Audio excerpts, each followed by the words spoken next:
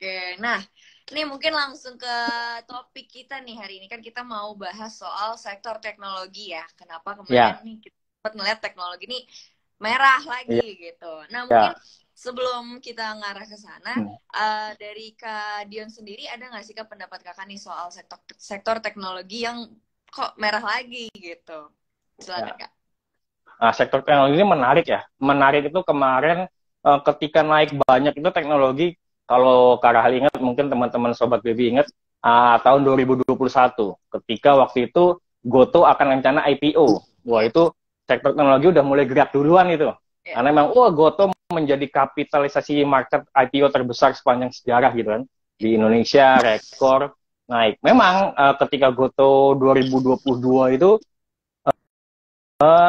setelah naik sempat jatuh ya, karena memang di luar ekspektasi. Mungkin teman-teman Sobat Bibi tahu ya, Goto yang sudah turun sekian puluh persen, kemudian juga ada Buka yang turun. Nah, ketika awal tahun ini mulai ada prospek cerah nih untuk teknologi, meskipun kemarin sempat turun ya, sempat kembali ketika mantul, sempat turun secara teknikal juga, memang sempat hampir 40% mungkin penurunan sektor teknologi ya 2022 kalau nggak salah itu. Kemudian ada kenaikan lagi. Nah, kenapa sih bisa ada prospek? Pertama, kita ketahui teknologi itu masih berkembang ya. Masih berkembang dalam artian begini. Kita ketahui kalau secara makronya, secara global dipengaruhi oleh salah satunya tingkat suku bunga di US yang kemarin mereka sangat agresif untuk menaikkan tingkat suku bunganya. Nah, kemarin minggu, kalau misalnya 2 minggu kemarin itu sudah mulai agak melandai. Artinya, wah, sudah ada kepastian nih bagi para pelaku usaha di sektor teknologi. Kemudian mereka juga melakukan kemarin apa yang namanya efisiensi. Ketika kemarin rame, mungkin salah satu startup kita, GoTo, itu melakukan pemangkasan karyawan. Ada apa nih? Apakah rugi? iya. Apakah sudah mulai bangkrut kah? Ternyata itu adalah salah satu inovasi mereka, yaitu dalam efisiensi dari sumber biaya. Nah, mungkin mereka kemarin startup teknologi masih banyak yang melakukan bakar uang. Sehingga laporan keuangan juga kalau kita lihat earning persennya IPS itu pasti negatif semua karena memang ya tidak mendapat laba. Tapi di balik penurunan yang kemarin sempat kembali penurun, ada yang tadi saya bilang ada sisi cerahnya, ada sisi positifnya bahwa ke depannya akan ada perkembangan teknologi kedua. Kita fokus sekarang ada yang namanya AI ya, Iya. Artificial Intelligence. Nah, ini lagi booming sekarang di mana mempermudah di segala sektor, meskipun tidak semuanya mempermudah itu secara umum ya bagi sebagian orang, tapi ada yang menariknya gini Kak Rahel. Kemarin saya sempat lihat komentar Instagram ya, di komentar Instagram itu terkait AI. Iya. Salah satu aplikasi editing foto lah ya, saya nggak sebut namanya, ada Oke. yang komen, wah, akibat aplikasi ini usaha saya tutup nih, bangkrut ya. Karena memang di daerah kan biasanya pakai jasa untuk edit. Sekarang kita Iya. dengan mudahnya ya, Iya. satu dua tombol. Artinya apa? Artinya kita dituntut untuk maju mengikuti teknologi. Ketika Hmm. teknologi berkembang dengan sendirinya, usaha di teknologi pun akan pasti seiring maju. Itu sih sisi positifnya. Oke, I see. Berarti ada bright side yang bisa kita ambil ya dari Ya, pasti. penurunan ini, benar-benar benar. Nah, kalau ngomongin soal sektor teknologi itu kan ada tiga nih emiten yang paling Ya, paling menohok gitu, paling nonjol gitu ya di sini. Ada Buka, ada Goto, ada Beli. Nah, ya. mungkin dari Kadion sendiri bisa dulu kali dijelasin dulu menurut Kadion keadaan mereka bertiga nih saat ini lagi kayak gimana. Terus aku pengen tahu nih, Kadion dari ketiga ini pilihnya yang mana? Oke.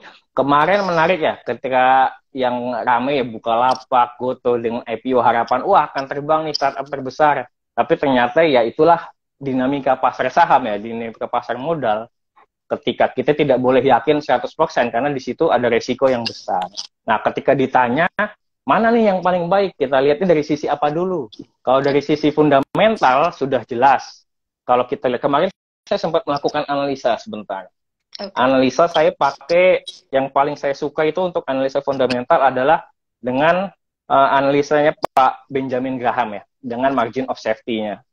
Itu yang paling sering saya pakai dari zaman saya kuliah saat S2 MOS. Margin of safety itu gampangnya, kalau teman-teman yang mungkin masih awam di dunia investasi, bagaimana ya harga normalnya secara yang diukur oleh Pak Benjamin Graham itulah. dia pakai ada angka 22,5 atau 1/3 amannya ya. Jadi ketika buka, kemarin saya sempat cek, apakah buka ini under value? Yes, buka under value.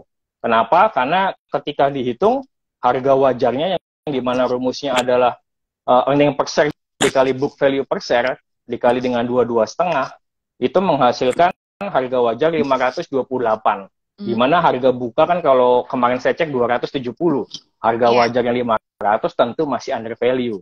Apalagi EPS positif, book value per share, price earning ratio juga positif ya. Price to book value-nya positif kalau saya cek. Nah, sedangkan MOS-nya itu 48,88%. Kalau Benjamin Graham itu angka standarnya dia 33,3% untuk MOS yang dia suka. Ketika di atas itu makin baik. Nah, MOS-nya 353, berarti kalau secara fundamental, wah menarik buka. Karena memang harganya masih di bawah harga wajarnya. Kemudian, kalau bagaimana dengan beli dan goto sendiri? Nah, beli dan goto ini, apakah under value? Yes. Tapi harga wajarnya, kalau menurut rumus tidak dapat dihitung. Kenapa? Karena, kalau teman-teman ketahui, mungkin di segmen sempat cek postingan di Bebas Investasi juga, ya tentu karena IPS-nya negatif. Betul. Ketika IPS-nya negatif, by rumus kita tidak mendapatkan harga wajarnya. Jadi kalau secara fundamental analisis, saya masih megang Bukalapak, buka. Tapi kalau secara teknikal, satu dikit teknikal ya sosok lah, kita bahas fundamental lah. Gak apa-apa loh Kak, boleh juga kita bahas teknikalnya. Kalau secara teknikal kemarin di komunitas stock profit sendiri saya bilang ketika Goto di bawah harga 100, kita pakai logika orang awam aja lah. Setiap hari siapa sih yang nggak pakai Gojek, siapa yang nggak belanja di Tokopedia? Apakah kalau di grup komunitas, grup wah Goto gocap gitu ya, kan bercandanya harga Goto gocap. Logika normal, apakah mereka pasti kan akan ada perbaikan kinerja ke depannya, akan ada usaha-usaha begitu. Ketika harga di bawah 100, ya saya bilang ya koleksi aja. Siapa tahu 2 tahun, 3 tahun lagi harganya. Dan benar ketika harga sentuh 90 atau 85 low-nya ya, itu nyentuh titik Fibonacci secara teknikal, ya dia mantul. Sekarang udah 120-an ya. Artinya sudah upside sekitar 30%. Kalau memang melakukan pembelian di bawah. Gitu. Oke. Tadi sempat nih Kak, beli belum deh kayaknya? Oh, beli ini kalau kita lihat dari market secara teknikalnya ini memang agak sedikit lebih sepi ya, tanda kutip sepi di market ya. Nah, kalau kita lihat chartnya sendiri dia lebih relatif bergerak sideways. Sekarang kemarin itu beli di harga 458. Earning per share sendiri sama minus 37,39. Book value per share-nya positif, tapi under value yes, tapi kita juga tidak bisa menilai harga wajar by margin of safety tadi, karena memang EPS-nya masih negatif. Ya, betul. Oke, I see. Nah, itu kan tadi kalau dari buka, goto, sama beli. Nah, ini ada lagi nih, Kak. Aku mau nanya soal Agro, Arto, sama BBYB. Ini lebih ke digital bank sih ya. Nah, gimana nih kalau menurut Kak Dion nih, soal ketiga ini? Digital bank ini menarik. Pas akhir Januari kemarin ya, di grup kami Stock Profit, saya udah bilang Februari akan menjadi titik, ada salah satu saham yang titik baliknya, dan terbukti ya kemarin ada BRIS dan Agro yang upside lumayan dari under 400 sekarang hit. Hari ini juga saya take profit barusan Agro di 450 ya, kena take profit. Tapi kalau kita lihat dari fundamental, mana sih yang paling menarik? Nah, kita cek lagi margin of safety. Sebetulnya agak tricky nih untuk 3 bank digital ini ya, Agro, BBYB, dan Arto. Kita lihat pertama dari tingkat hutang deh, debt to equity ratio. Kalau dari debt to equity ratio ini Agro luar biasa ya, 441%. Artinya memang ya debt-nya luar biasa besar. BBYB lebih besar lagi ya, 610%. Yang paling sehat itu kalau dari DER-nya adalah Arto ya, hanya 90,9%. Itu kalau dari satu sisi hutang. Tapi bagaimana bila kita cek ke margin of safety-nya sesuai dengan rumus Benjamin Graham. Agro, saya dari Agro dulu ya, Kak Rahel ya. Agro, EPS-nya sendiri positif nih, 1,75. Book value per share 96. Ketika dimasukkan ke dalam rumus, apakah under value? Ternyata tidak. Dia over value. Artinya Agro over value. Harga wajarnya sendiri, ini saya juga kaget ya. Ketika ternyata harga wajarnya hanya 61,7. harga wajarnya Agro. Dengan Oke. harga sekarang 440 tentu sangat over value. Ya, benar, Karena benar, benar. margin of safety-nya sendiri negatif 600%. Artinya memang ya kalau dari rumus fundamental ini tidak terlalu baik untuk investasi jangka panjangnya, karena itu over value sekali. Kemudian BBB. Nah, BBB ini dari ketiga ini yang under value adalah BBB ya, artinya Bank Neo Capital ini. Meskipun EPS-nya negatif, debt itu besar, tapi dia bisa dikatakan under value. Tapi berapa sih harga wajarnya? Ternyata kembali tidak dapat diukur karena memang EPS-nya negatif. EPS-nya negatif. Oke. EPS negatif. Kalau investor long term kan ya ngapain juga kita masuk perusahaan yang rugi gitu kan. Kita tunggu sampai dia tentunya perform dulu.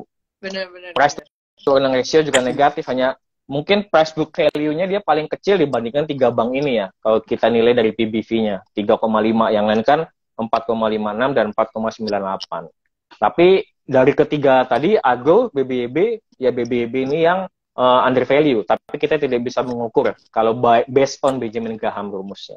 Betul. Yang ketiga ada Arto ya. Arto ini menarik. Arto ini saya dulu sempat trading teknikal ketika zaman Arto masih rugi ya, masih IPS negatif, masih belum se-hype kemarin setelah dia melakukan stock split ya. Arto sempat beli 10.000, take profit 18.000 sekian. Karena IPS-nya pun positif 3,9, book value per share-nya juga positif. Price earning ratio, price book value juga 4,98. Tapi apakah under value? Tidak. Karena luar biasa, harga wajarnya itu adalah 229.